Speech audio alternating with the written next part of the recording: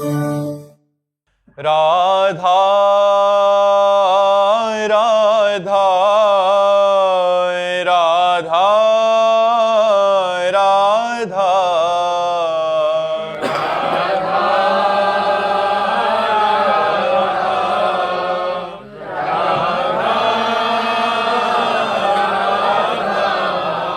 हाय राधा राधा राधा राधा राधा राधा राधा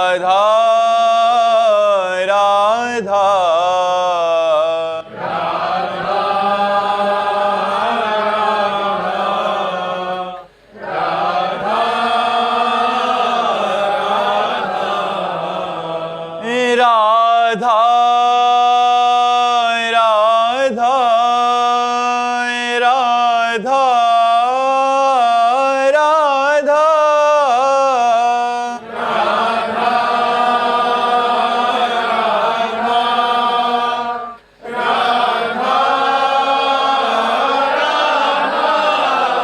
हाय राधा राधा राधा राधा हाय राधा राधा राधा राधा राधा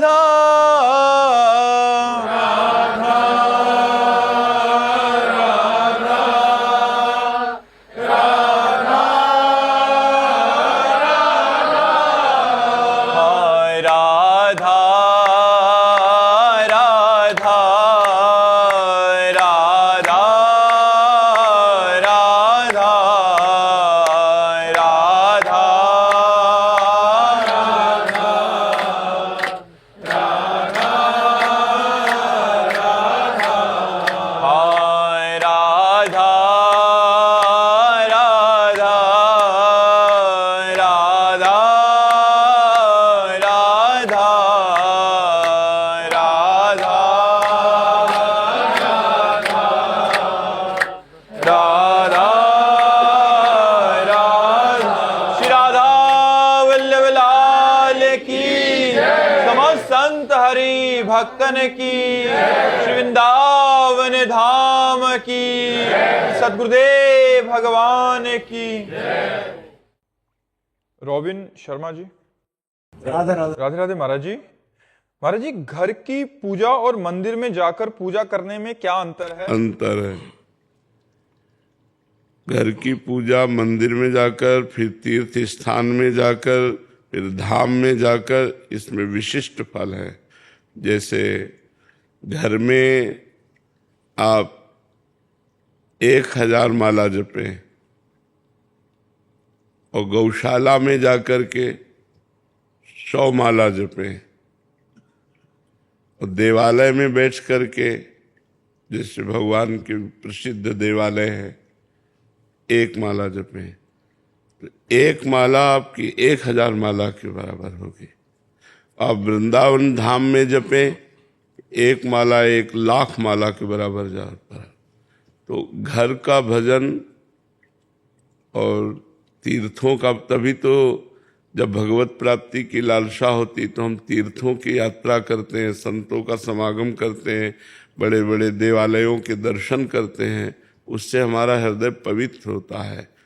तो ये जरूर है कि घर में जो हम उपासना करते हैं उससे कई गुना लाख पुरियों में, धामों में। अब जैसे अपने घर में बैठकर भजन कर रहे हो, गंगा के तट पर बैठकर भजन कर रहे हो, तो अंतर नहीं होगा। गंगा की धारा बह रही है, आप माला चला रहे हो। अच्छा, गंगा जल के अंदर खड़े होकर भजन कर रहे हो तो उससे भी ज्यादा लाभ होगा। गले तक गंगा जल में खड़े और भगवत नाम स्मरण कर रहे हो, भगवत ध्यान, तो ये भजन की पद्धतियां हैं। घर से कई गुना लाभ तीर्थों में, पुरियों में, धामों में, पवित्र यमुना, गंगा, नर्मदा आदि के तट पर बैठकर भजन करने से, गौशाला में भजन करने से कई गुना लाभ प्राप्त होता है। और कोशिश करना चाहिए कि थोड़ा समय निकालकर हम ऐसे पवित्र स्थानों में भजन करें। जैसे आप लोग धाम आए हो तो मनोरंजन मत करो, 1 दिन 2 दिन के लिए, 4 दिन के लिए आए हो, कोई गंदा आचरण मत करो।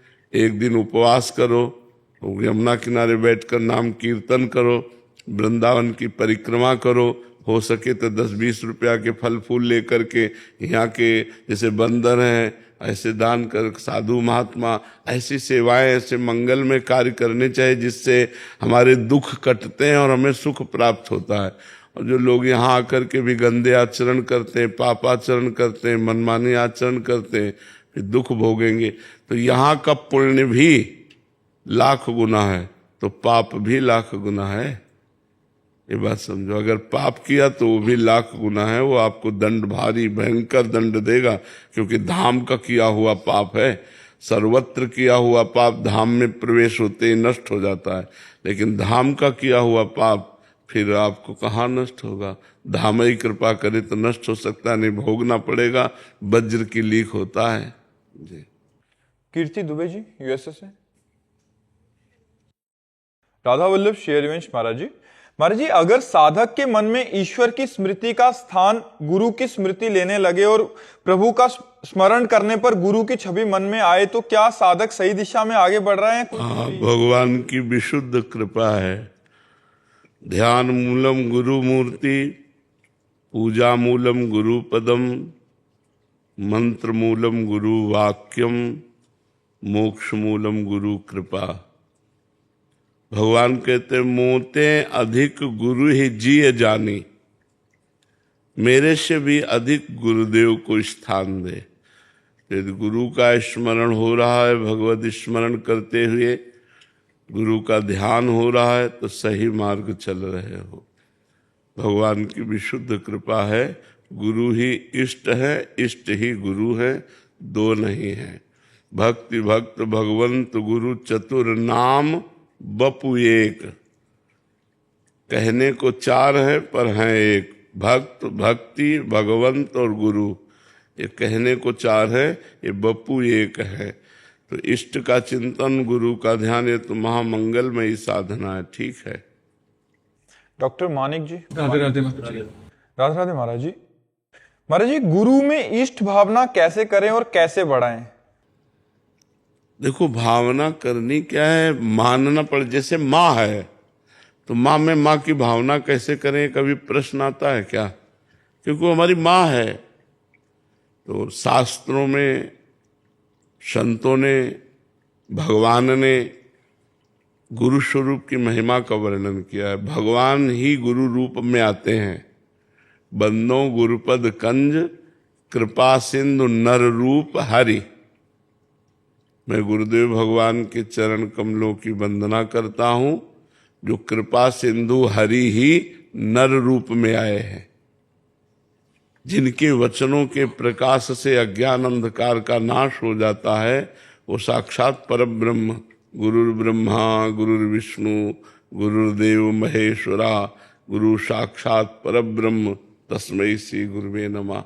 तो हमें शास्त्र की बात माननी पड़ेगी, संतों की बात पर श्रद्धा करना पड़ेगा, ये मानना पड़ेगा कि गुरुदेव भगवान हमारे ब्रह्म हैं, गुरुदेव भगवान हमारे भगवान हैं।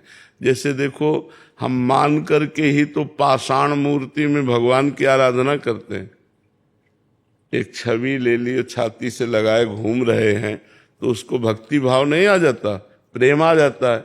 जब एक छवि में, अष्टधातु की मूर्ति में, पाषाण मूर्ति में, काष्ठ मूर्ति में हम भावना कर लेते हैं कि मेरे भगवान हैं, तो मुझे अनुभव होने लगता है कि मेरे भगवान हैं। उनको भोग लगाते हैं, पाते हैं, बड़ा आनंद आता है और वास्तविक उसकी सदगति हो जाती है।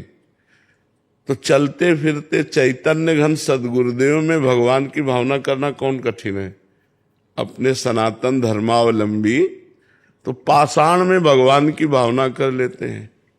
तो चलते फिरते मनुष्याकार में यदि हम भगवान की भावना करें तो कौन सी कठिन बात है? भावना करनी मेरे गुरुदेव भगवान, और फिर धीरे धीरे आपको अनुभव होने लगेगा कि मेरे गुरुदेव भगवान है। पर ये भावना पहले करनी होती, पहले भावना करनी होती। उसी भाव से, उसी अदब से हम रहें। जय बार गुरुदेव सामने पड़े तय बार प्रणाम करें, जय बार गुरुदेव आवे उठ के खड़े हो जाएं हाथ जोड़ करके, उनकी पादुका, उनके आसन का सम्मान करें। वो जिस आसन पर बैठते हैं उसे भगवत भाव से, उनकी पादुका का सम्मान, उनके द्वारा दिए हुए नाम मंत्र का जप, तब भावना आएगी कि गुरुदेव ही प्रभु है, प्रभु ही गुरुदेव है।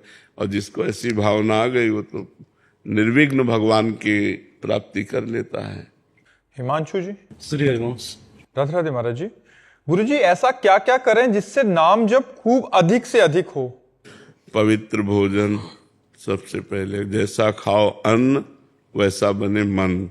तो यदि हमें भजनानंदी मन बनाना है तो हमें भोजन सही पाना होगा। जिसका भोजन नीरस उसका भजन सरस, और जिसका भोजन सरस उसका भजन नीरस। ये पक्की बात समझ लो।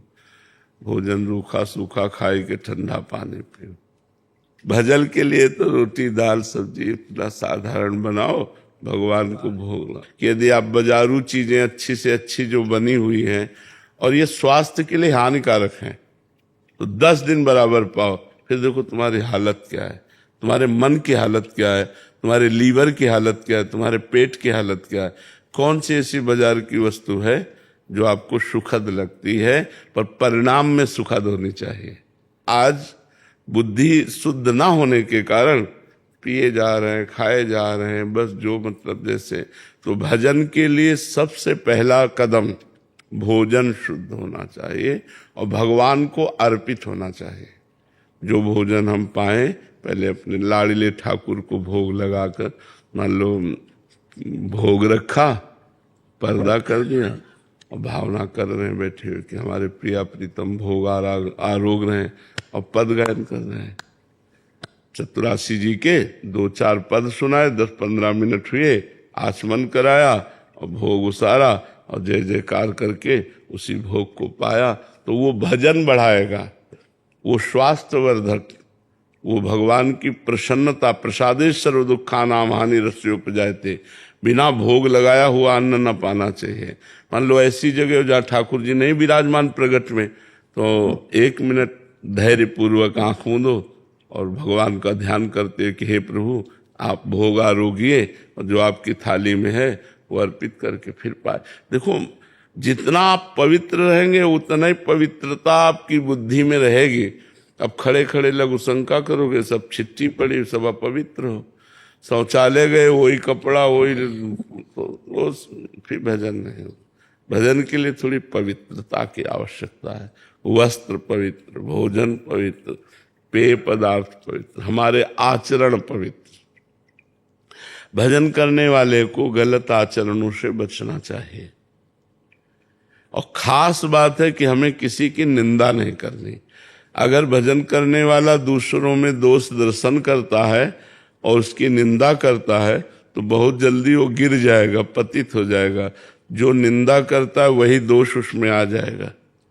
भजन करने से बहुत हमारे अंदर सद्गुण प्रकट होते हैं, पर साइड में एक और दोष भी रहता है, अहंकार। अगर वो संभल ना पाया तो फिर गड़बड़ हो जाता है। फिर लगता है कि ये सब क्या है, अहंकार किया, दूसरे में दोष दर्शन किया तो आपकी भक्ति छीन हो जाएगी। तो हमारा भोजन पवित्र, हमारा पेय पदार्थ पवित्र, हमारा आचरण पवित्र, हमारा विचार पवित्र। किसी के प्रति दोष दर्शन न हो, किसी की निंदा ना करें, किसी की निंदा ना सुने, गंदे दृश्य ना देखें मोबाइल में, तो भजन बढ़ता चला जाएगा। शास्त्र स्वाध्याय करें, कुछ देर नाम कीर्तन करें, नाम जप करें, मंत्र जप करें, ठाकुर सेवा करें, सत्संग सुने, परोपकार करें। इससे परमार्थ पुष्ट हो जाएगा। समझ में? सूरज कुमार जी, झारखंड से। राधे राधे महाराज जी। महाराज जी, भगवान जिस जगह अवतार लेते हैं वो जगह धाम या तीर्थ बन जाती है, वैसे ही क्या महापुरुषों का जिस जगह जन्म होता है वो जगह धाम बन जाता है, और क्या हमें वहां जाना चाहिए? हाँ, धाम के समान ही पवित्र माना गया है। नाम प्रसंग कहे तो उपदेश, जहाँ या धर्म धन्य सो देश, धन्य सो कुल जेहि जन्म भयो, धन्य सु तात धन्य सो माय, संतत सकल सुनो चित लाए, श्री हरिवंश प्रताप जस। भगवान का नाम जपक जहाँ पैदा होता है वो प्रांत, वो देश धन्य हो जाता है, वो कुल धन्य हो जाता है, वो माता पिता धन्य हो जाते हैं। तो आचार्य कोटि के जो महापुरुष जन्मते हैं उनका तो धाम माने ही जाता है जन्म स्थान, लेकिन जो भगवत प्रेमी महात्मा जन्मते हैं तो उनका भी जन्म स्थान पवित्र माना जाता है, परम पूजनीय माना जाता है कि हाँ ये इस गांव में ये अमुक महापुरुष। जब चैतन्य महाप्रभु पूज्य श्री ईश्वरपुरी जी के गांव में पहुंचे तो लोट लगा रहे थे जमीन में ऐसे खूब, और वह कह रहे थे कि इस गांव के कुत्ते की भी चरण रज हमारे लिए पूजनीय, क्योंकि इस गांव में हमारे गुरु जी का जन्म हुआ। ईश्वरपुरी जी का जन्म स्थान, तो इस गांव में हमारे गुरु जी का जन्म हुआ। तो जिन गांवों में, जिन प्रांतों में महापुरुष भगवत प्राप्त जन्मते हैं वो धन्य तो है ही, पवित्र तो है ही, पर भगवान के भक्त और भगवान अभेद हैं, इस भाव से उनका भी जन्म स्थान परम पवित्र, पूजनीय, दर्शनीय, वंदनीय हो जाता है। किसका प्रश्न था? हाँ जी। और जाना तो चाहिए, जानना चाहिए कि हमारे अमुक संत की जन्मस्थली है, तो प्रणाम ऐसा मानते हैं। ऐसा भाव अपने भाव का विषय है, भाव न माने तो हे, भाव है तो यहाँ भी है, नहीं तो भाव ना हो तो यहाँ भी क्या है। यहाँ भी अपराध करके लोग चले जाते हैं, गलत बातें, गलत खान पान, गलत चेष्टा करके चले जाते हैं। महाराज जी, तपस्थली अलग होती है, जन्मस्थली? हाँ हाँ, तपस्थली का क्या भेद है? हाँ, तपस्थली जन्मस्थली से भी पवित्र है, क्योंकि जहां उन्होंने तपस्या करके भगवान को, तो वहां परमाणु होते हैं उनकी तपस्थली के, उनके भजन के। तो जन्मस्थली से भी पवित्र तपोस्थली होती है, और फिर समाधि स्थली होती है महापुरुषों का, वो भी वंदनीय है। महापुरुषों के तो जो कपड़ा छू जाए तो वो भी वंदनीय हो जाता है, पूजनीय हो जाता है, प्रसादी वस्त्र माना जाता है। तो उनकी जन्मस्थली भी पावन, उससे श्रेष्ठ तपस्थली पावन, और फिर समाधि स्थली जहाँ वो विराजमान होते हैं अंतिम लीला, तो वो भी वंदनीय और पूजनीय भगवान के समान ही होती है। मुरलीधर जी, श्री हरिवंश महाराज जी। महाराज जी, असफलता को भगवान की कृपा के रूप में कैसे देखें? सफल होते तो अभिमान आ जाता, भगवान ने अभिमान से बचा लिया। सफल होते तो कोई दुर्घटना घट जाती, भगवान ने मुझे बचा लिया। क्योंकि जो हमें कष्ट हो रहा असफल होने पर, वही शारीरिक दंड के रूप में मिलता, वही कोई घटना के रूप में मिलता, वही कोई भारी विघ्न के रूप में मिलता, तो भगवान ने असफल करके मुझे बचा लिया। ऐसी भावना करना चाहिए कि मैं अज्ञानता के कारण जान नहीं पाता, दुख होता है, सफलता में सुख होता है, असफलता में दुख होता है। तो असफलता जनित दुख देकर कोई बहुत बड़े दुख से मुझे बचा लिया भगवान ने। ऐसी भावना करनी चाहिए कि जैसे हमारा मान लो अंगुली टूट गई, तो हमारी गर्दन कटनी थी, अंगुली टूटकर भगवान ने बचा लिया। और ये पक्की बात है, पक्की बात है। नहीं तो जहाँ भगवान है तो भगवान का सुमिरन है, वहाँ असफलता कैसी, वहाँ तो सफलता ही सफलता है।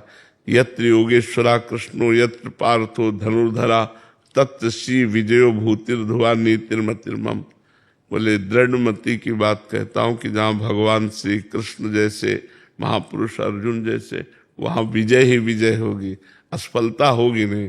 तो असफलता अगर हुई तो हमारे अहंकार का मर्दन, और कोई बहुत बड़े दुख से बचाकर असफलता रूपी दुख देकर मेरे प्रभु ने कृपा की। आगे प्रयास करें क्या? हाँ, प्रयास करना चाहिए, फिर प्रयास करना चाहिए। असफलता हमें विजय की तरफ बढ़ाती है। हमको निराश नहीं होना चाहिए, हमें देखना चाहिए कि मैं किस कारण से असफल हो गया, और पुनः प्रयास करना चाहिए, प्रयासरत रहना चाहिए। प्रयास नहीं, कर्मण्येवाधिकार अस्ति मा फलेषु कदाचन। कर्म से हमें अधिकार है, फल पर नहीं। फल में असफल हुए तो क्या हुए, फिर करेंगे, आगे भगवान सफलता देंगे। इस बार भगवान ने ऐसी कृपा की, आगे और कृपा कर। और कब तक करें महाराज जी? जब तक सफलता न मिल जाए। मनुष्य जीवन मिला है, जब तक हम अपने उद्देश्य में सफल न हो जाए तब तक निराश नहीं होना चाहिए। एक संत कई बार माया में भ्रष्ट हो गए थे, तो पूजा करने के लिए जंगल में गए, तो एक पेड़ के नीचे बैठे थे, ऐसे पेड़ पर दृष्टि गई तो एक चीता चढ़ रहा था, गिर गया। फिर उसने चढ़ा, फिर गिर गया, फिर चढ़ा, फिर गिर गया, फिर चढ़ा, निकल गया। अरे उन्होंने सोचा जब एक चीते ने इतनी बार प्रयास किया और अपनी चढ़ाई चढ़ गई, तो मैं क्या क्यों करूं, मैं पुनः साधना करता हूं। और निकल गए माया से।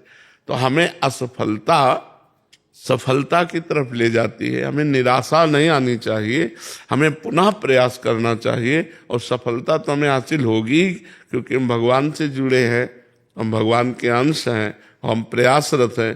तो सफलता उसी को मिलती जो प्रयासरत रहता है।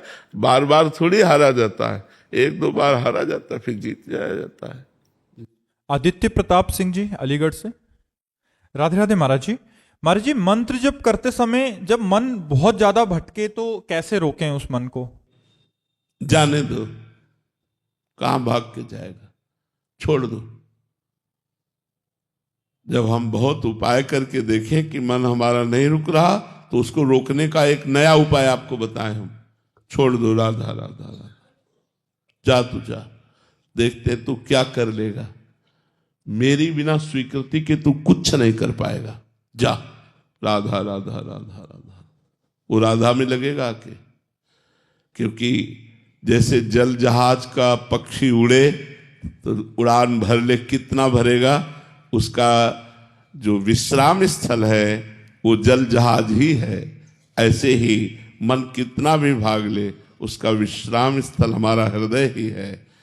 हमारे बिना दस्तखत के वो कुछ नहीं कर सकता, ये पक्की बात। तो आप दस्तखत मत कीजिए, वो भाग रहा है बहुत चंचल, और जा जा जा, राधा राधा राधा राधा राधा राधा, देखते कैसे भाग के जाएगा।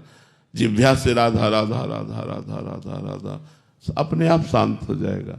दूसरा उपाय, जहां मन भाग के जाएगा वो कोई व्यक्ति होगा, वस्तु होगा, स्थान होगा, उस जगह भगवान को देखने की चेष्टा करो। इस व्यक्ति के रूप में भी तो भगवान है, इस वस्तु के रूप में भी भगवान है, इस स्थान के रूप में भी भगवान है। जहां तू भाग के आया है, हो गया भजन।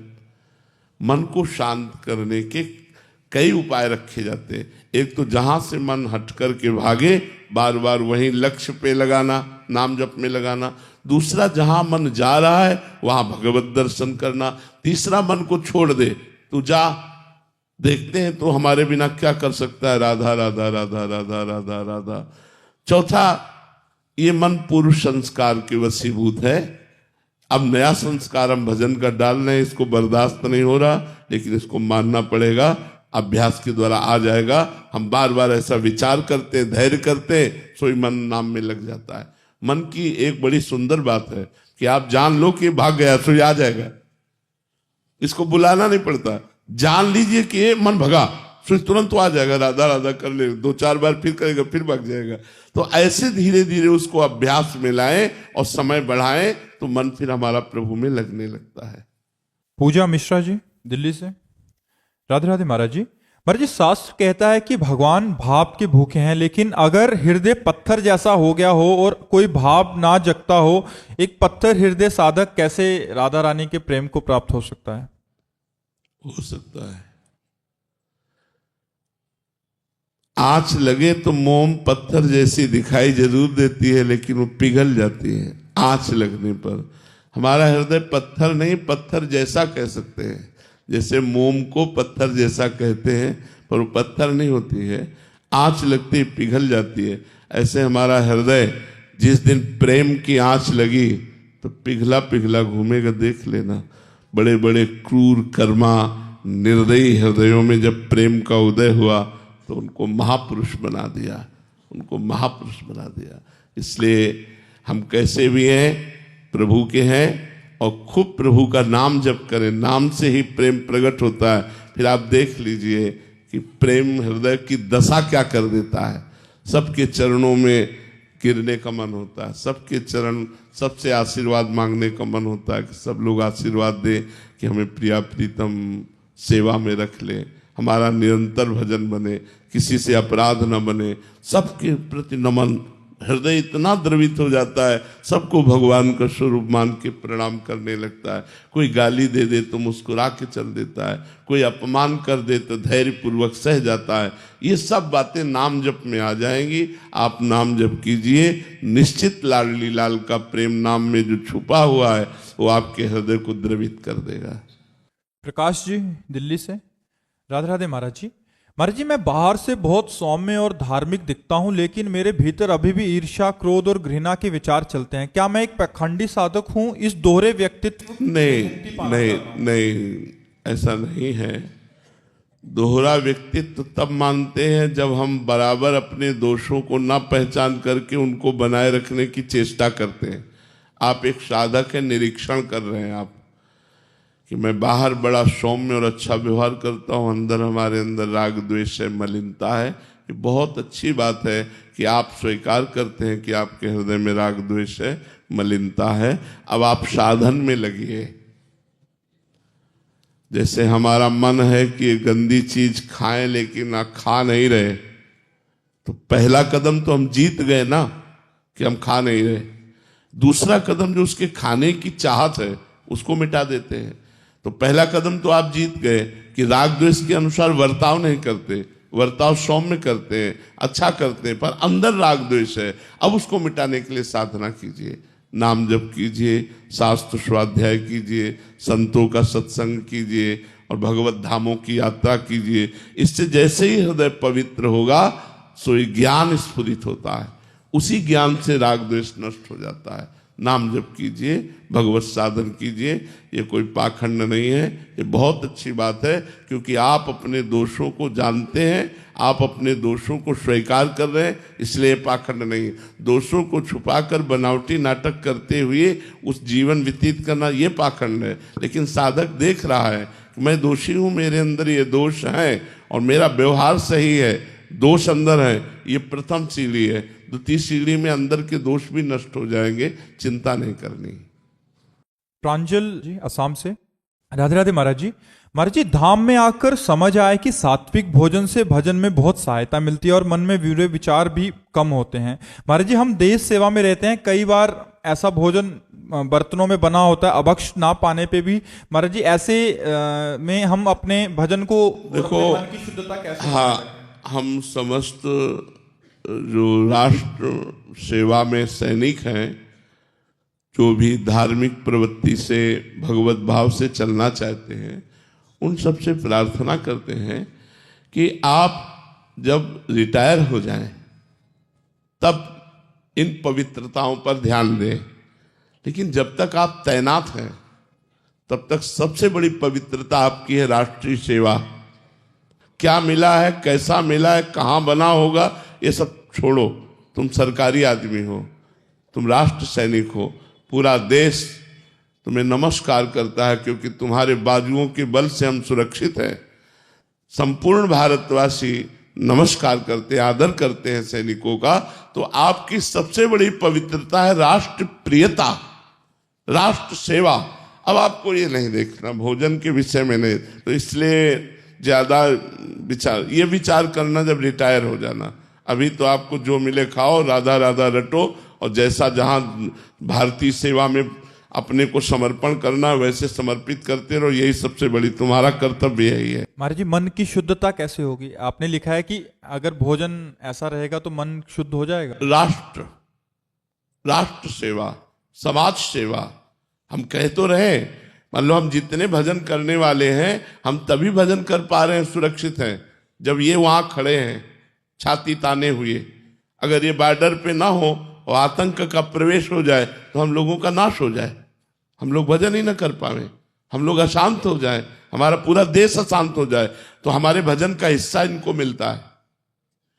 समस्त देश के सत्कर्म करने वालों का हिस्सा इनको मिलता है, क्योंकि ये पूरे देश की रक्षा के लिए खड़े हैं। ये बहुत छोटा मोटा विधान नहीं, इनका बहुत ये सम्माननीय है, बहुत प्रशंसनीय है। जो वास्तविक हृदय से राष्ट्र सेवा में अपने प्राणों को बलिदान करते हैं, वो एक संत के समान ही गति प्राप्त करते हैं। जो ऐसे शरीर छूटता है तो राष्ट्रीय सेवक होने पर युद्ध में तो स्वर्ग जाता है, अगर राधा राधा कहते हुए शरीर छोड़ा तो भगवत प्राप्ति हो जाती है। इनके लिए राष्ट्र सेवा ही पवित्रता है, इसी से मन पवित्र रहेगा। और जो जैसा जो मिले राधा राधा बोलो और उसे पाओ और राष्ट्र सेवा में लगो। जितना समय मिले नाम जप करो, बस यही सबसे बड़ी आराधना है। और जब रिटायर हो जाओ तो पूरे नियमों को धारण कर लो। हवलदार MK सिंह जी, दिल्ली से, राधे राधे महाराज जी।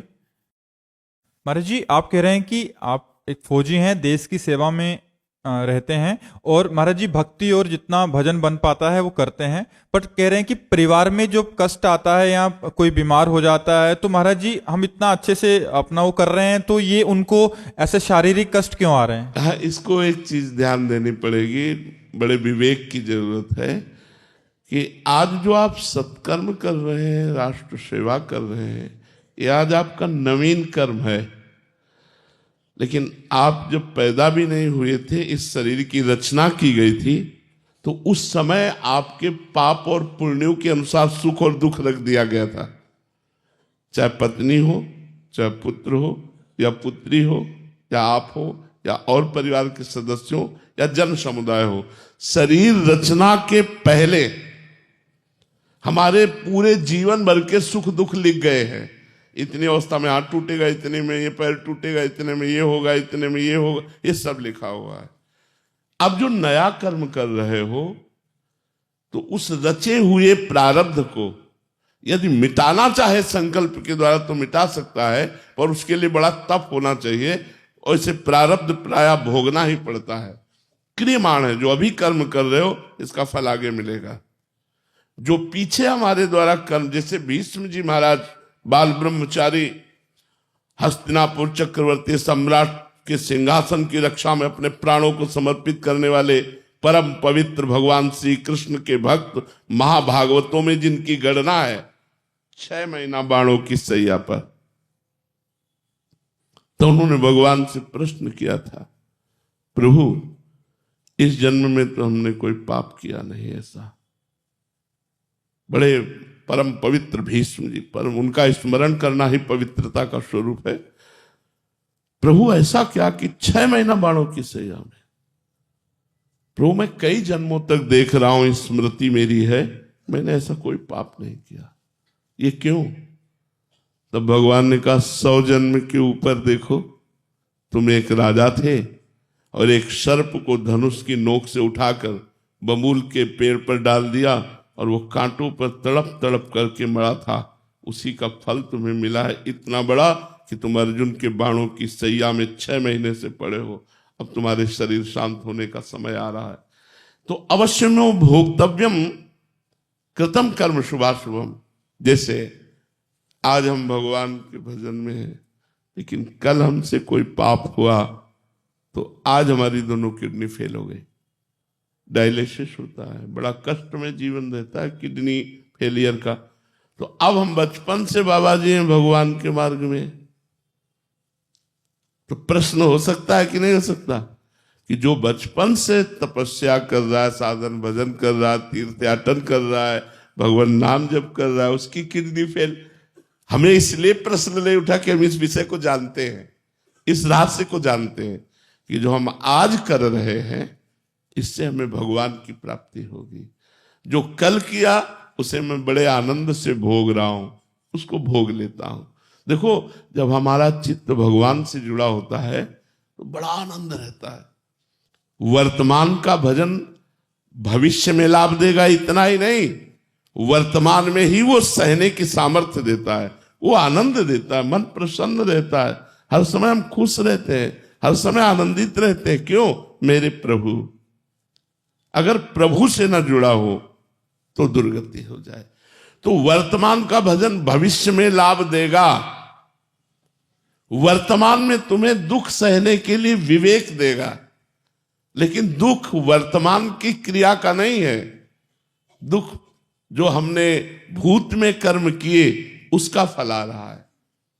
तो इसलिए हमें धैर्यपूर्वक सहना चाहिए और भगवान नाम जप करना चाहिए। सत्कर्म को कभी इस बात से छोड़ नहीं देना चाहिए कि इनका कोई फल नहीं मिल रहा, क्योंकि मेरा परिवार दुखी, समस्या पे समस्या आती जा रही और मैं धर्म करता हूं फिर भी, तो वो धर्म जब फलीभूत होगा तो आनंद की बाढ़ आ जाएगी। लेकिन पूर्व का कर्म फलीभूत हो रहा है, वो हमें कदम कदम पर असफलता, दुख, विपत्ति, संकट, शोक दे रहा है। इसलिए संघर्ष में जीवन होता है मनुष्य का। सहो और आगे बढ़ो और धर्म से कभी विचलित मत हो। राधिका जी महाराष्ट्र से। राधे राधे महाराज जी। महाराज जी, जब हम कुछ मांगते हैं भगवान से और उसके लिए कुछ तप तप पूजा आदि भी करते हैं, अगर वो इच्छा पूरी ना हो तो क्या उस भाव को छोड़ देना चाहिए, उसके लिए फिर प्रयासरत रहना? नहीं, उतनी सीमा तक करो, तुम्हारी मांग के अनुसार तप होना चाहिए। जैसे मांग है आपकी मेरा ये कार्य हो जाए, तो उसकी तुलना में आपका तप होना चाहिए, तब कामना पूर्ण होगी।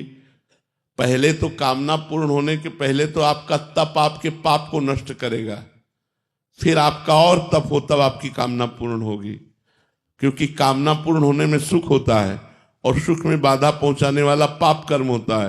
तो जब हम साधना करते तो पहले पाप कर्म नष्ट होता है, इसलिए आपको उसका फल दिखाई नहीं दे रहा कि मुझे कोई सुख शांति नहीं मिल रही, कोई लाभ नहीं मिल रहा है, क्योंकि वो आपके पूर्व पापों को नष्ट कर रहा है। और जो ही पापों को नष्ट कर पाएगा तभी, एक हम आपको उदाहरण बताते हैं, विद्यारण्य सरस्वती नाम के एक महान सन्यासी हुए हैं, बहुत बड़े विद्वान, गरीब ब्राह्मण कुल में जन्म हुआ था। तो इनको पता चला माता गायत्री की आराधना से सारी कामनाएं पूर्ण हो जाती हैं। तो यज्ञोपवीत संस्कार होने के बाद 24 लाख मंत्र गायत्री का एक पुरस्चरण होता है। एक पुरस्चरण किया कि माता गायत्री प्रसन्न हो और हमें धन दे, जिससे हम अपने माता पिता की सेवा कर सकें। कुछ नहीं हुआ। 2, 3, 4, 5, 23 पुरस्चरण 24 लाख मंत्र के किए। माता पिता पधार चुके थे, ऊब करके सन्यास ले लिया। ना गायत्री मां दिखाई दी और ना कोई लाभ दिखाई दिया। जे ही सन्यास लिया तो महान तेजो कांति आद्या शक्ति श्री गायत्री माता प्रकट हो गई और कहा वरम ब्रूहि। उनका आप सन्यासी हो गए तब वरम ब्रूहि। अरे जब गृहस्थ में थे माता जी तो 23 पुरस्चरण किए, एक में भी आप नहीं आई, और आज जब सन्यासी हो गया मुझे कुछ नहीं चाहिए तब आप वरम ब्रूहि। तो कहा तुम्हारे 24 महापाप थे अनेक जन्मों के, 23 पुरस्चरण में वो खत्म हो गए और 24वां सन्यास ले लिया, अब सब खत्म। आप तुम चाहो तो देवराज इंद्र का पद तुम्हें दे सकते हैं। यह है रहस्य। हमारे पूर्व के पाप, हमारा वर्तमान का भजन कितना जोर का है। अगर पाप जोर का है तो भजन करते हुए दुख आते रहेंगे, अगर भजन जोर का है तो उसके प्रताप से दुख आएगा। पर जैसे 1 किलो दुख आना है तो 1 ग्राम में निपट गया। एक काशी में प्रिया प्रीतम की उपासना करने वाले वैष्णव रहते थे। तो काशी के विश्वनाथ जी के जो निजी सेवक थे बड़े ज्योतिषाचार्य थे, और वो कभी शंकर जी के दर्शन करने नहीं गए, विश्वनाथ जी के। तो उनको लगा कि ये कैसे वैष्णव है कि वैष्णवाचार्य भगवान शिव पर श्रद्धा नहीं रखते। तो उन्होंने ज्योतिष ऐसे ही लगाई। तो ज्योतिष में निकला कि कल 12 बजे मलेक्ष सेना आएगी। उस समय मलेक्ष बादशाह थे। मलेक्ष सेना आएगी और इनको बंदी बनाएगी, इनके घर को तहस नहस कर देगी। तो दूसरे दिन उस 12:15 बजे 12:30 बजे पहुंचे वहां देखने के लिए कि मेरी ज्योतिष सही है कि भगवान विश्वनाथ जी के द्वारा दी हुई थी। पूछा कि यहां कोई आया था? बोले कोई नहीं आया। बोले तुम्हारे पिताजी कहाँ है? बोले स्नान करने गए। बोले इस समय स्नान करने? बोले पता नहीं, अब स्नान करके आए। उन्होंने कहा भगत जी आज मेरी ज्योतिष झूठी हो गई। मैंने ज्योतिष में देखा तो आज मिलेक्ष सेना आनी थी और आपके यहां आक्रमण करनी थी। तो उनका आई थी, झूठी नहीं हुई। लेकिन जब ठाकुर जी को भोग लगा रहे थे, ध्यान कर रहे थे, तो ध्यान में देखा मिलेक्ष सेना आई है और सब नष्ट भ्रष्ट कर गई। तभी तो स्नान करने गए थे हम। समझो, इतना बड़ा दुख ध्यान में काट दिया। समझ में आया? प्रभु की आराधना ने इतना बड़ा दुख संकट वो ध्यान में काट दिया। स्वप्न में काट दे, जरा सा ठोकर लगी, बहुत बड़ा पाप नष्ट कर दिया। कोई बहुत बड़ा दंड मिलना था, अंगुली टूट गई, चोट लग गई। अब हम ये सोचे कि हम वृंदावन जा रहे हैं, हमारा अंगुली टूट गई, हमें ये चोट लग गई, बहुत बड़ा कोई पाप नष्ट हुआ। हम पॉजिटिव सोचे, हमारे ऊपर भगवान की कृपा है, हमारी कामना और हमारे पाप ये दोनों बढ़ते चले जा रहे हैं। कामना पूर्ति होना ना होना खास बात नहीं है। धर्म से चलना, निरंतर भजन करना, दुख सुख को सहना और परमात्मा प्राप्ति करना, ये खास बात है। श्री राधा वल्लभ लाल की जय। निखिल चौहान जी। हरिवंश। राधे राधे महाराज जी। महाराज जी, विश्व शांति के लिए हम क्या कर सकते हैं?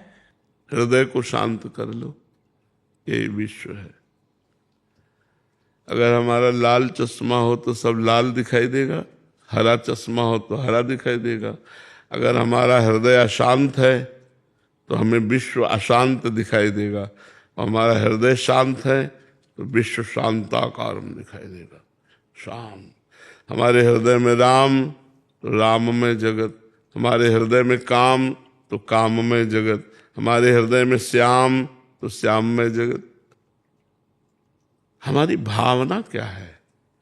विश्व भगवान का स्वरूप है, विश्व रूप में भगवान विराजमान है। उनकी शांति क्या? शांति तो मेरी होनी है। मैं अपने मन को शांत कर लूं, बुद्धि को शांत कर लूं, बुद्धि को पवित्र कर लूं तो मेरा दर्शन पवित्र हो जाएगा। वासुदेवा सर्वमित्र सामात्मा सुदुर्लभा, सब जगह मेरे भगवान है। ये मुझे देखना है, विश्व को नहीं। ये मुझे देखना है कि विश्व रूप में भगवान ही है। आपका हृदय शांत तो ऐसा लग रहा है सबका शांत। तो अगर मेरा हृदय शांत तो पूरा संसार शांत नजर आएगा, और मेरा हृदय अशांत अगर हृदय अशांत है तो गंगा किनारे भी अशांत रहेगा, मंदिर में भी अशांत रहेगा। हृदय शांत है तो सब जगह शांति चाहे जा। तो हमको विश्व शांति कहाँ की करनी है? यहाँ की, हृदय की करनी।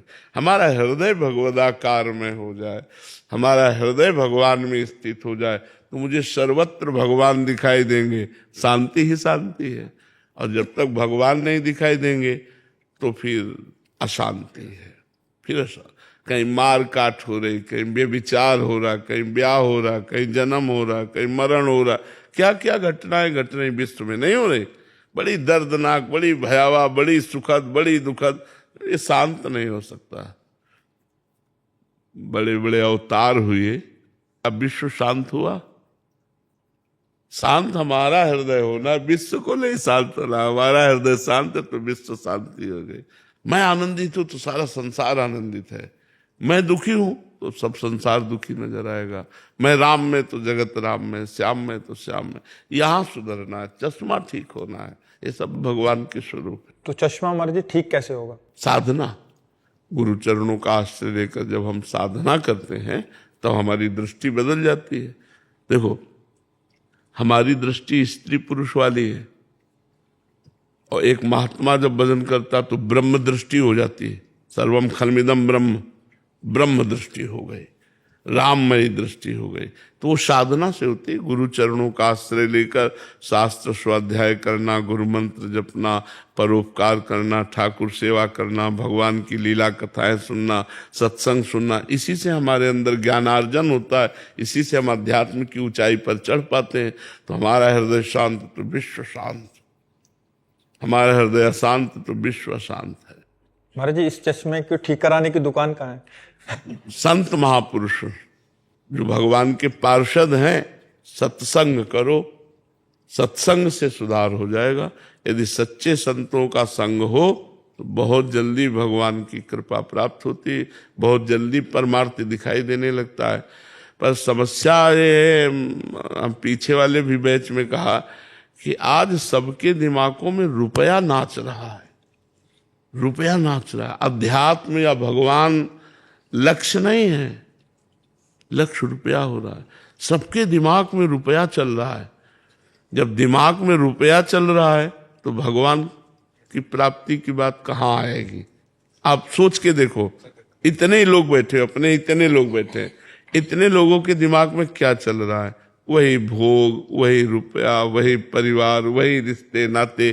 कहीं भगवान तो नहीं चल रहे ना, कि अब जीवन का लक्ष्य भगवान है, अब मुझे भगवत प्राप्ति करनी। ये तभी चलेगा जब सत्संग सुनोगे। अगर रोज साधु संग करो तो देखो आपकी उन्नति हो जाएगी, आपका परमार्थ पुष्ट हो जाएगा। सत्संग अगर हमें मिल जाए तो हमारे जीवन का परिवर्तन हो जाए, पर सही सत्संग मिल जाए।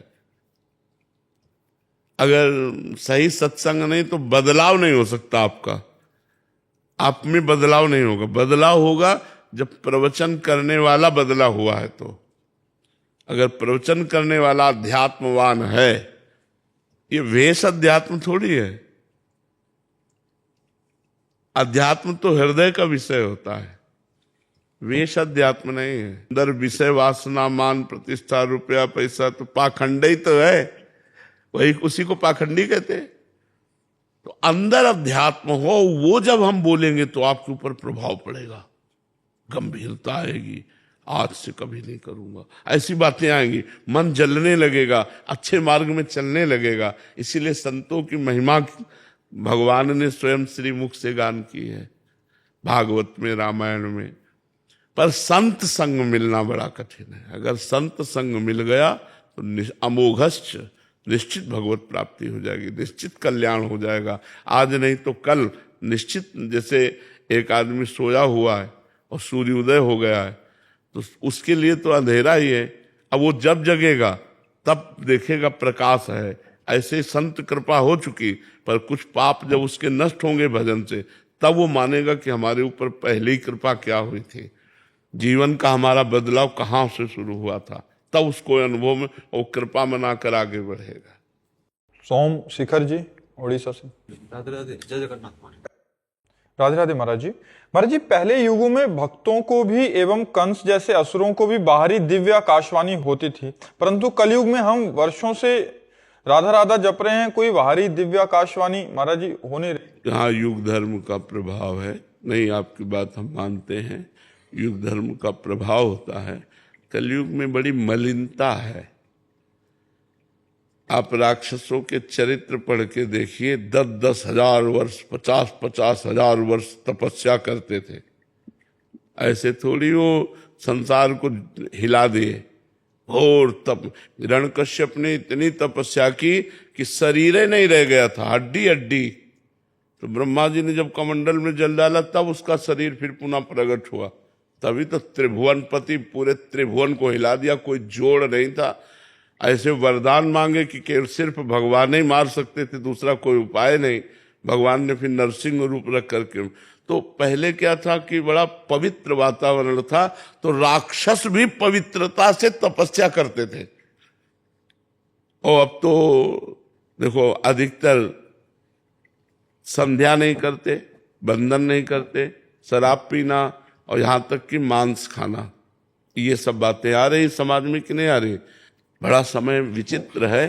कुछ ऐसे जन हैं अभी जो अपने आप को बचाए हुए हैं। कलयुग का एक प्रवाह, पहले युगों का क्या प्रवाह कि राक्षस भी तपस्या करते थे, लेकिन कलयुग का प्रवाह जो तपस्वी कुलों में उत्पन्न हुए वो भी राक्षसी आचरण करने लगे, गलत आचरण।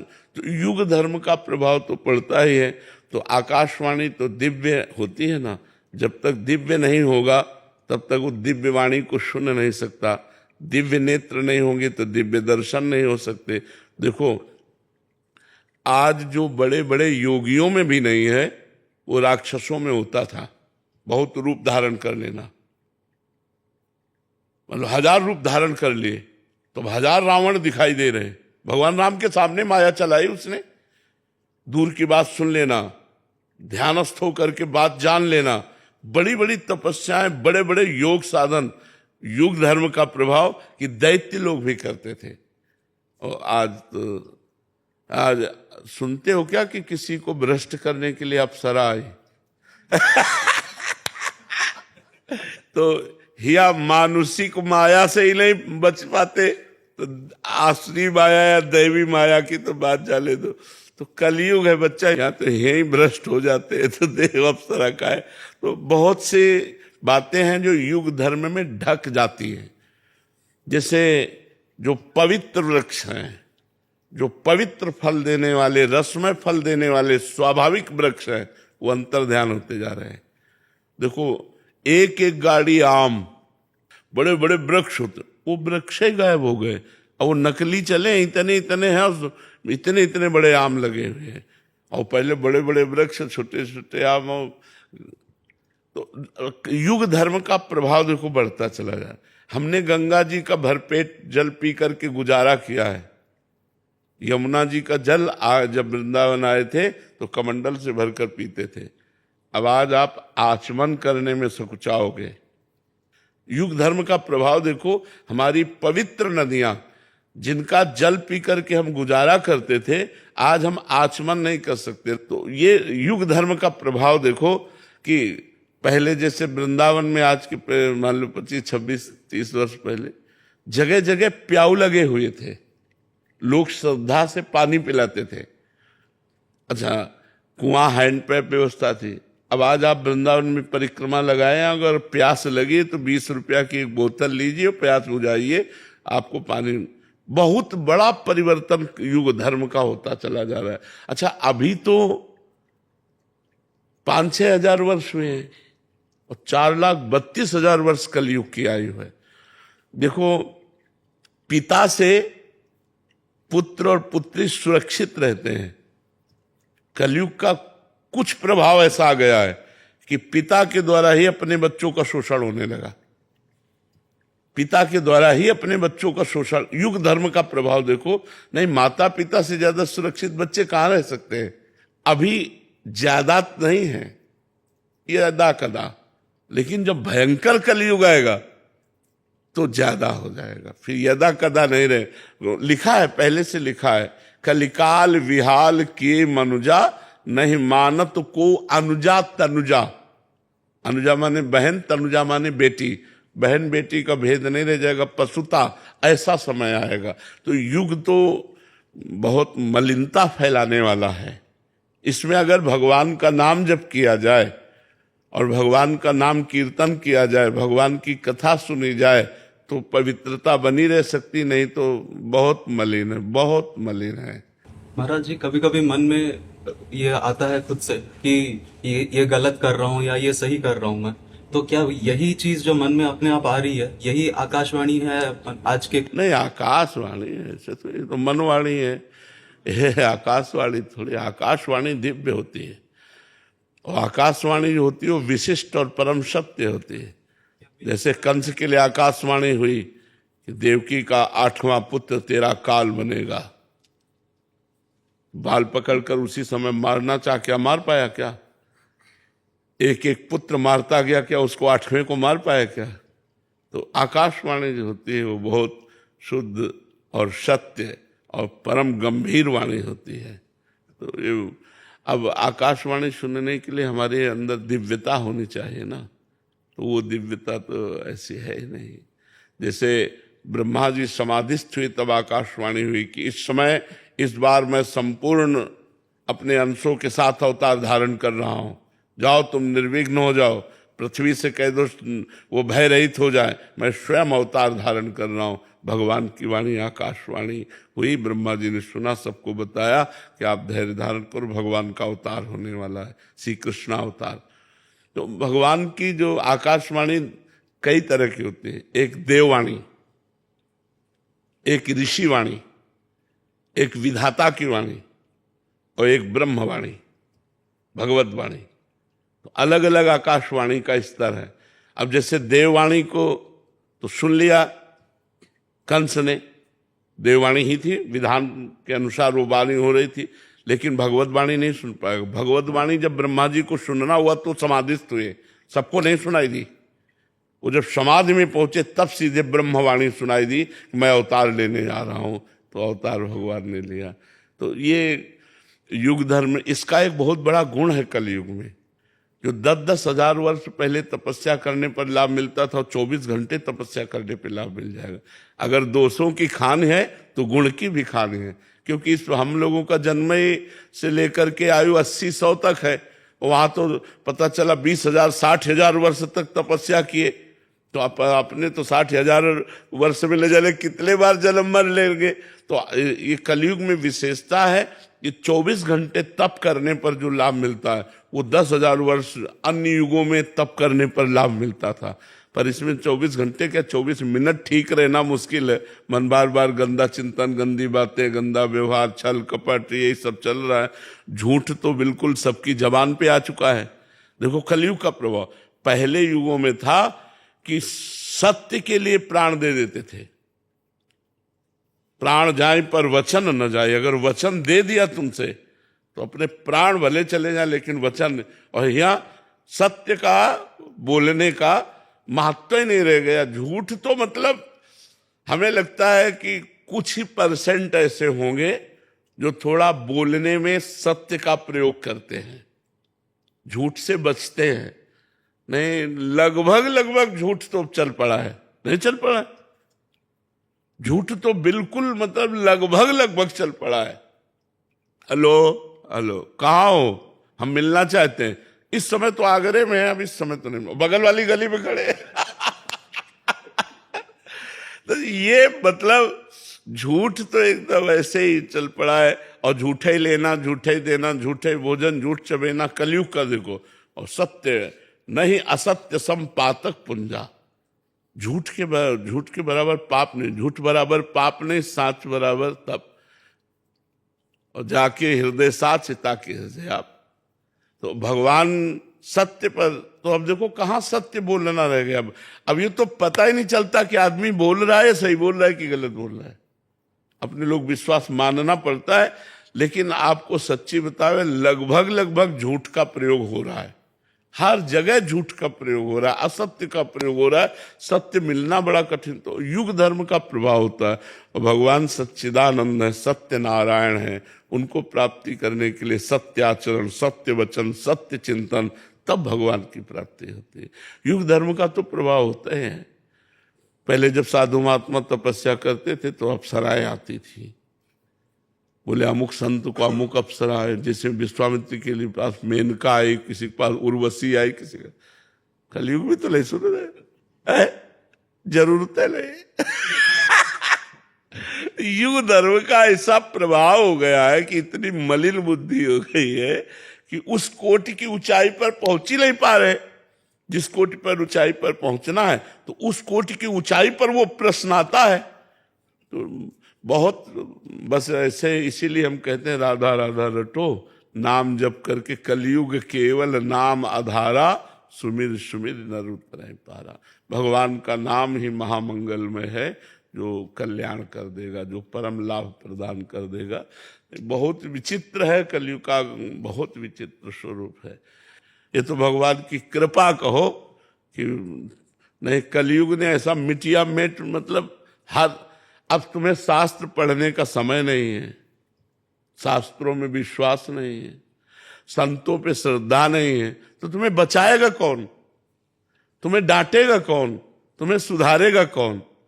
संत वचन ही तो है, गुरु वचन ही तो है, शास्त्र वचन ही तो है जो हमें सुधार सकते हैं आध्यात्मिक। अब इन्हीं पर श्रद्धा नहीं। कलयुग का बड़ा विचित्र, ये तो कौन सी हवा चली है जो इतने मतलब जन समुदाय, नवयुवक जन भगवत मार्ग की तरफ, अध्यात्म की तरफ कदम बढ़ा रहे हैं। हम तो प्रणाम कर रहे हैं। भगवान की बड़ी कृपा हम मानते हैं कि आज हमारा समाज जो है कदम बढ़ा रहा है। नहीं तो देखो 9 बजे उठने वाले और सुबह से भीड़ लगी रहती है। सब नौजवान माता बहनें सब कम से कम सुबह उठना तो सीख गए।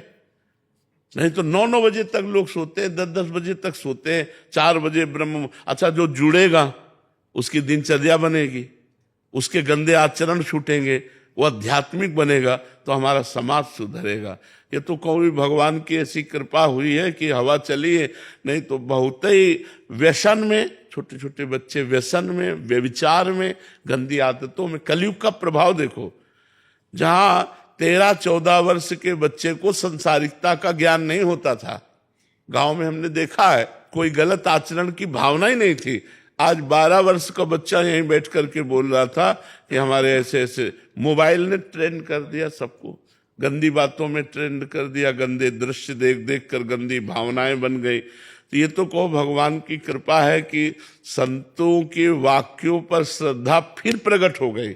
ने एक बार बड़े स्तर से संत का जब वो गिरा था ना, तो लगा था मार दिया, माया ने मार दिया। एक ही बाण में करोड़ों अरबों को मार दिया। अरबों की श्रद्धा चौपट हो गई। अब संतों पर श्रद्धा न रहे, शास्त्र में श्रद्धा न रहे, तो बताओ फिर कैसे भगवत मार्ग चला जाए? भगवत मार्ग, अध्यात्म मार्ग चलने के लिए तो यही बात है कि संतों पर श्रद्धा हो, शास्त्र पर श्रद्धा हो, तब जाके भगवान पर विश्वास हो। भगवान दिखाई तो देते नहीं, संतों के वाक्य और शास्त्र वाक्यों का आधार लेकर हम भगवत मार्ग में चलते हैं, क्योंकि ना भगवान को देखा है ना भगवान से मिले हैं। तो हम इन संतों और शास्त्रों के वाक्यों पर हम विश्वास करते हैं, तो हम भगवान की प्राप्ति के मार्ग में अग्रसर होते हैं। और भगवान की प्राप्ति के मार्ग में ही गलत आचरण छोड़े जा सकते हैं। संसार में तो मनोरंजन है, संसार में मनोरंजन है, आज इसके, आज ऐसे, आज वैसे, और जब अध्यात्म में चलोगे तो ये पाप है, तो आप डर गए, आप गंदे आचरण छोड़ दिए, अच्छे व्यक्ति बन गए। तो मनुष्य जीवन का लाभ अध्यात्म है, पर कलयुग का प्रभाव बहुत जोर से बढ़ रहा है और वो बढ़ता चला जाएगा। देखो, पहले कोई उत्सव होता था, जैसे गांव के उत्सव हैं, ब्याह हैं, कुछ भी, तो सबके पैर धोए जाते थे, पवित्र आसन पर बैठाल कर पवित्र पत्तल में, और फिर भोजन परोसा जाता था। और माताएं गान कर रही हैं और पंगत पा रहे हैं। आज क्या है? आज भोजन की पद्धति क्या है? अच्छा, जो पार्टी है उस देखो, अब वो शराब पिए उसी चम्मच से खा रहा है, उसी हाथ से खा रहा है, और वो जा करके वहां उसी हाथ से, तो सब जूठा होता जा रहा है ना, बुद्धि अपवित्र। देखो कलयुग का प्रभाव, कैसे पवित्रता से भोजन लिपे पुते स्वच्छ जगह पर पवाया जाता था, हाथ पैर धुलवा करके और सब तिलक लगा कर, कितनी आज पवित्रता कहाँ रह गई? अगर आज ऐसा करने लगे तो उपहास होगा, नहीं? गरीब समझते हैं उसको। हाँ, ये तो वो पवित्र, तब पवित्र विचार होते थे, तब पवित्र विचार। अब तो बहुत ही समय गड़बड़ा गया। धीरे धीरे हमारी अधार्मिक प्रवृत्तियां बढ़ती जा रही, तो युग धर्म का प्रभाव है, आकाशवाणी और सब दिव्यता तो धीरे धीरे अंतर ध्यान होती चली जा रही। नाम जप लो, इसी से मंगल होगा। भागवत जी की पढ़ाई पूरी हुई, संपूर्ण हुई है महाराज जी। हम सभी विद्यार्थी हैं महाराज जी। अभी हम लोगों का भागवत जी का भागवत जी अध्ययन संपूर्ण पूर्ण हुआ है। हुआ है। अब हम लोग व्यास पीठ पे बैठने वाले हैं, तो महाराज जी आप लोग कुछ विशेष मार्गदर्शन कीजिए। आज सबसे बड़ी बात प्रथम ये है कि हम भागवत भगवान की प्रसन्नता के लिए, जगत मंगल के लिए करें। दूसरी बात है, स्वाभाविक जो अर्थ चढ़ जाए वो तो अमृतमय होता है, और अंक निश्चित करके वो एक अलग बात हो जाती है। तीसरी बात, भागवत में लोग बहुत श्रद्धा रखते हैं, भागवत प्रवक्ता को भगवान का दर्जा दिया गया है, माताएं बहनें सब श्रद्धा करती हैं, तो हमसे कोई गलत आचरण ना हो। जीवन में ध्यान रखें कि हम भागवत करने जाएं तो कभी किसी माता बहन की तरफ गलत हमारी दृष्टि ना हो। अगर कोई गलत दृष्टि करे भी तो हमें अपने को बचाना और उसको बचाना है। तो अर्थ प्रधानता न रखते हुए, भगवान की प्रसन्नता के लिए करते हुए, आचरण पवित्र रखते हुए, तो भूरिदा जना है नहीं, फिर भूरिदा जना, उनके द्वारा जगत मंगल होता है। इसलिए स्वयं नाम जप करो, नाम कीर्तन करो, स्वयं कथा का स्वाध्याय करो, और दूसरों को नाम जप, नाम कीर्तन और भगवान की लीला कथा सुनाओ। यही सबसे बड़ी मंगलमयी बात है। जय श्री हरिवंश। दोबारा दर्शन हुए आपके। महाराज जी, बस आपकी कृपा है, और जब से मैं आपसे मिला हूं ना, तो मेरे जीवन में परिवर्तन हो गया है। पता नहीं क्या हो गया, लेकिन बहुत अच्छा लगता है। और जब भी आपकी वीडियो आते हैं हम देखते रहते हैं। और एक विशेष बात मैं आपसे शेयर करना चाहता हूं कि आजकल की जो पीढ़ी है कि कौन बनेगा करोड़पति चल रहा है, कई सारे लोग हिस्सा लेते हैं। मेरा ऐसा मानना है कि अभी हमारी जो पीढ़ी थी, अभी मेरी उम्र 57 के आसपास है, तो हम तो करोड़पति अभी बन रहे हैं। आज की जो पीढ़ी है 2-4 साल में करोड़पति बन जाते हैं। उनके जॉब ऐसे होते हैं कि सैलरी बड़ी होती है। क्या ये आगे जाने के बाद ये संस्कारपति बनेंगे? क्योंकि संस्कार तो पहले से ही नहीं है, तो बाद में कैसे आ सकते हैं? जब मूल में संस्कार हो तो वृक्ष और फल फूल में भी संस्कार दिखाई दे। मूल ही संस्कारहीन हो रहे हैं आज आप देख लीजिए, व्यसन और व्यभिचार की भरपूर भरमार है। व्यसन और व्यभिचार की